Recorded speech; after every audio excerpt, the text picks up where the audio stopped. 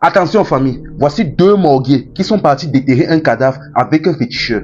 Histoire vraie, l'affaire se passe en Côte d'Ivoire. L'affaire s'est passée il y a une semaine. Voici d'abord un morguier. Un matin donc il devait s'occuper d'un corps. Il devait laver et nettoyer un corps pour que sa famille puisse récupérer dans la soirée pour partir faire des rites. Bon, il a donc fait son travail normalement comme à son habitude. Mais dès qu'il a terminé, au moment de partir, il a entendu « Aide-moi, aide-moi ».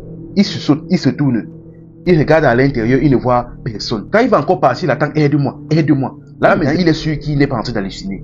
Il entre donc à l'intérieur, il entend encore le « Aide-moi, aide-moi ». Il se dirige vers le corps qui vient de laver. Il est étonné que le son vient du corps. La bouche du corps ne bouge pas, mais le son vient du corps. Il a d'abord sursauté, il a voulu fuir. Mais après, il a dit que pardon, je ne te connais pas. Je ne connais pas ta famille. Je ne suis même pas de ta famille. Je ne suis même pas responsable de ta mort. Donc, pourquoi est-ce que tu me fais ça? Pourquoi tu veux me faire peur? Le corps a dit que non, je ne suis pas là pour te faire du mal. Quoi que ce soit. Pardon, aide-moi. Il a d'abord fui. Il est parti voir son collègue, le deuxième morguier en question. Il a appelé, il a dit qu'il y a un corps là-bas qui est en train de me parler, qui est en train de parler. Le gars dit que, mais gars, tu es déjà fou. Je ne sais pas, attends. À force de rester avec les cadavres, tu es seulement devenu fou.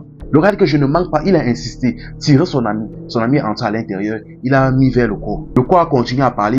Bizarrement, lui, il entendait, mais son ami n'entendait pas. Il dit que, mais gars, tu es déjà fou. Il dit que, mais tu n'entends pas parler. Le voilà qui parle. Il dit que, gars, pardon, je ne sais pas, va te reposer, je ne sais pas, mais tu me fais déjà peur. Le gars a insisté, il a demandé au gars que, voilà mon ami ici, là, que j'ai amené. Mais je ne sais pas. Apparemment, il ne t'entend pas, je ne sais pas. Fais quelque chose aussi, pour qu'il me croie, non? Subitement, donc, la main du corps s'est levée, ça s'est posé sur son ami. Son ami, donc, si le premier morguier n'arrêtait pas son ami, il sautait par la fenêtre pour fuir. Il a insisté que ne fuis pas, ne fuis pas. Là maintenant, le corps a commencé à parler et il a traduit. Comme son ami n'entendait pas, donc, il a donc traduit à son ami. Là, il dit que, oh, c'est ma famille qui m'a tué, c'est ma famille qui veut me vendre. Oh, il veut prendre mon étoile. Oh, il a dit que, attends, comment ça?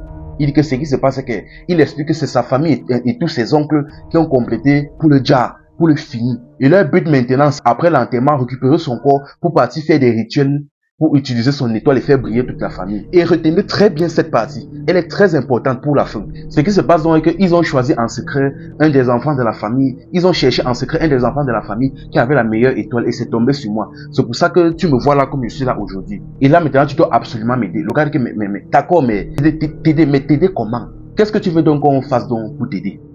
Il a dit que ce qui se passe, c'est que je ne sais pas cacher mon corps. Prenez-moi, vous partez me cacher que il ne faut absolument pas que mes oncles prennent mon corps. Sinon, après l'enterrement, ils vont partir faire les rituels. Il dit que non, gars, c'est pas possible. C'est absolument pas possible.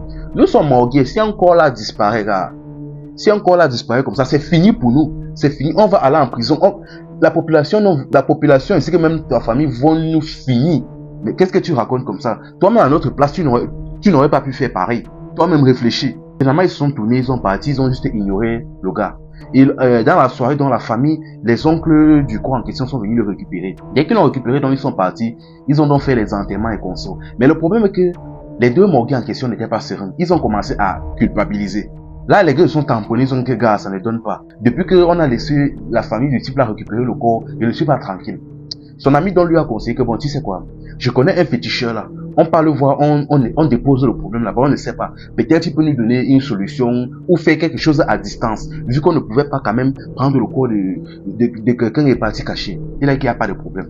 Ils se sont donc dirigés donc vers le féticheur en question. Ils ont expliqué la situation. Ils ont dit au féticheur, franchement, là nous sommes deux morguiers. Ce qui se passe, c'est que nous avons la responsabilité de nous occuper d'un corps pour que sa famille puisse le récupérer en soirée et l'amener pour les funérailles. Mais le problème est que, aussi surprenant que ça puisse être, le corps là nous a parlé. Il nous a expliqué que sa famille essaye d'utiliser son corps pour partir faire les rituels avec lui. Il nous a supplié de cacher son corps, mais franchement, comme nous sommes morgués, nous ne pouvons pas faire ça. On a refusé. Mais depuis que sa famille a pris le corps, il est parti avec, ils ne sont pas tranquilles. Que je ne sais pas. Est-ce que tu as une solution? Là, le féticheur a crié que, yeah, vous avez fait quoi comme ça?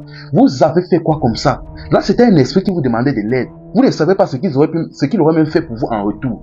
Oh, ça aurait pu être une chance pour vous. Vous ne savez pas. Il dit que mince, il a dit que mais là qu'est-ce qu'on peut faire parce qu'il a déjà été enterré et tout. Il dit que bon, est-ce que vous savez où le corps a été enterré? Il dit que oui. Vous vous rappelez du nom du cadavre en question et tout. Il dit que oui. Il dit que ok. Il dit que ce qui se passe c'est que nous allons partir déterrer ce corps-là et faire un rituel pour bloquer ce que ses oncles essayent de faire. Ils ont dit que ok. Ils ont donc dirigé dans le marabout vers le cimetière en question. Ils ont salué le portier. Le portier les a vus. Il a pensé donc que c'était la famille.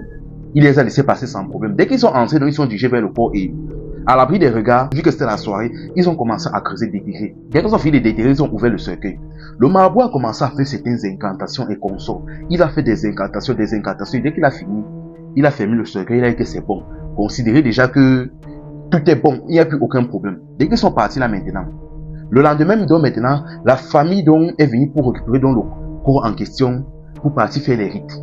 Mais le problème est que quand ils sont entrés, le portier les a vus. Il a dit que, ah, vous revenez encore ici pour la deuxième fois. Il dit que, mais deuxième fois comment? Il dit que non, tu nous confonds. C'est la première fois que nous venons. Le portier était surpris, mais bon, il ne s'est pas cassé la tête. La famille est entrée, donc ils sont dirigés donc vers la partie où était le corps en question. Mais le problème est que dès qu'ils sont approchés, ils se sont rendus compte que déjà de un, tout le tombeau était ouvert. Et quand ils ont tiré le cercueil, ils ont ouvert, ils n'ont rien vu dedans. Là, tous ces oncles ont mis les mains sur les têtes. Ils ont dit que, hey, nous sommes finis. Nous sommes finis. C'est fini pour nous, nous sommes finis. Ils ont commencé à tout faire. Ils ont commencé à réfléchir.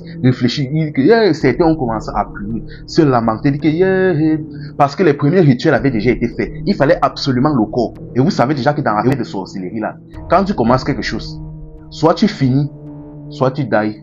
Ils ont commencé à pleurer. Ce qui se passe maintenant, c'est que quand ils sont rentrés donc en famille, ils sont donc entre eux, ils se sont assis entre eux, ils ont commencé à discuter pour penser à une solution. Les oncles ont donc commencé à discuter entre eux, dit que ouais, c'était le meilleur enfant. Comme ça qu'on a décidé de vendre. Voilà maintenant le corps qui a disparu. On va faire quoi? Qu'est-ce qu'on va faire? Nous sommes finis si nous ne trouvons pas rapidement une solution. Mais à peine après avoir dit ça, le corps en question est apparu devant eux que bam! Le gars a dit que donc, c'est vous qui m'avez, avant qu'il ne finisse son mot. Chaque oncle, chaque personne a sauté, soit ils ont traversé la porte, soit ils ont sauté par la fenêtre, ils ont commencé à fuir. Et il a commencé à crier, le corps a commencé à crier. Comme vous avez décidé de me finir là, sachez qu'à partir de maintenant, comme vous avez décidé de me finir pour que toute la famille soit bien, sachez qu'à partir d'aujourd'hui, aucun de vous ne sera bien. Ils étaient au nombre de 8. Mais à partir de là maintenant, 3 d'abord, dans la même journée, sont devenus fous. Et les 5 restants sont morts un à un, chaque jour qui suivait. Un oncle d'abord est mort le premier jour. Le jour qui a suivi, un oncle est décédé. Le troisième jour, un autre, jusqu'à ce qu'ils soient tous décédés. Là maintenant, il est réapparu devant les 2 jeunes en question. Il les a remerciés et il est parti. Et ce qui se passe maintenant est que si du jour au lendemain, les 2 morgues là deviennent riches, on dira que c'est la sorcellerie. Enfin bref, n'en déplaise. Ah, et franchement la famille, cette histoire me dépasse. Ça s'est passé en Côte d'Ivoire. J'attends simplement vos avis dans les commentaires. Abonnez-vous et likez. C'était Info et Amusement. Ici on s'informe et on s'amuse.